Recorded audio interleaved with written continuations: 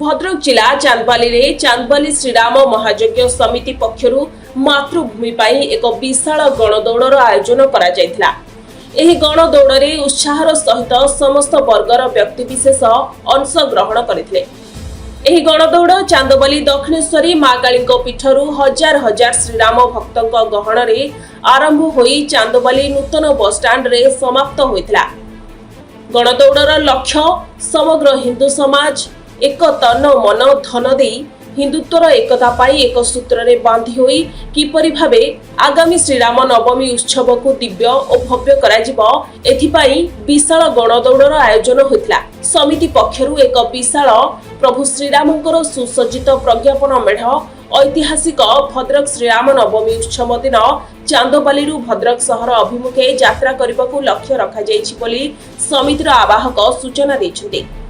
एही विशाल गणदौड़ चांदबालीवासी और श्रीराम महायज्ञ समिति पक्षरु सुचारू रूपे संपादन करा जायथिला। महल तो बहुत समस्त उत्साह अछंती आगो को रामनवमी गोटे बड़ धरण प्रत्येक आम चांदबाली निर्वाचन मंडल प्रत्येक जगार प्रत्येक मेढ़ बाहर चांदबाली धीरे धीरे आहरी आम ये गणदौड़ को आहरी तीव्रतर करूँ नेक्स्ट इयर को चेष्टा करूँ यार द्विगुणित करूँ। लोक मैंने बहुत उत्साह अच्छा प्रभु प्रति समस्त आस्था अच्छी मोर एतिक बार्ता समस्ते श्रीराम महाप्रभु समस्त की सुख शांति समृद्धि रखुं। आज तो गणदौड़ थिला नेक्स्ट कार्यक्रम रोचे कलश शोभा से भी रही मेढ़ आरंभ हम 27 तारीख दिन प्रत्येक जगार मेढ़ ये एकत्रित हे गोटे बड़ धरण प्रोग्राम रखा जाए।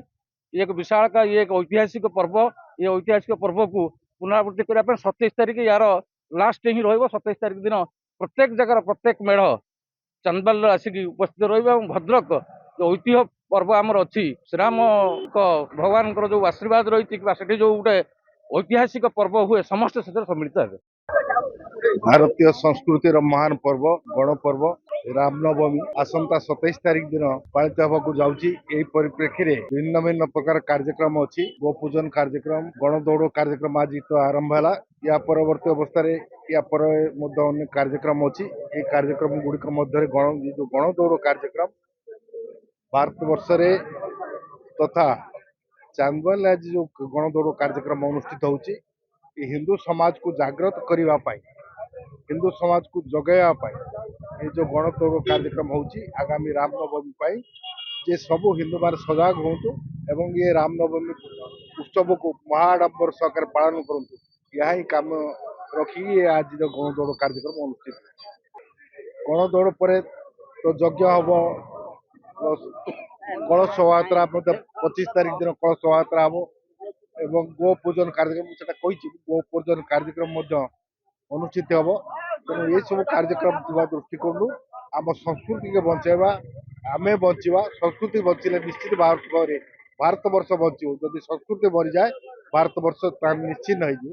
तेणु ये संस्कृति के बचाइवाई ये जो महान पर्व पालन होती समस्ते सबू हिंदू समाज भाई भौणी मैंने सामिल होती महाडंबर सहकार पालन करने आगामी 27 तारीख जो रामनवमी कार्यक्रम हम महाडंबर सहकार पालन करेंगे ये प्रति संकल्पबद्ध।